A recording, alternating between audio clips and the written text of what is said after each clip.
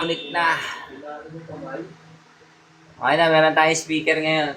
Shoutout po sa lahat ng mga nandito. Maraming salamat po sa pagdaan nyo.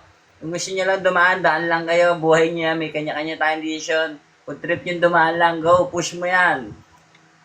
Ganun talaga eh. Wala tayong magagawa. Minsan talaga meron dumadaan. Tapos meron din nag-i-stay, di ba? So, doon nga pala sa mga mag-i-stay, maraming salamat. Doon sa mga dumaan lang sa buhay ko, okay lang yung trip niya yun. Bahala kayo dyan.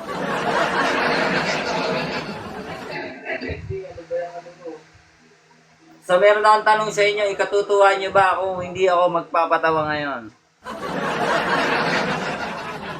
Pero wala tayong magagawa, nakakatawa mo ako, so wala tayong, di na talaga yun. Di na din.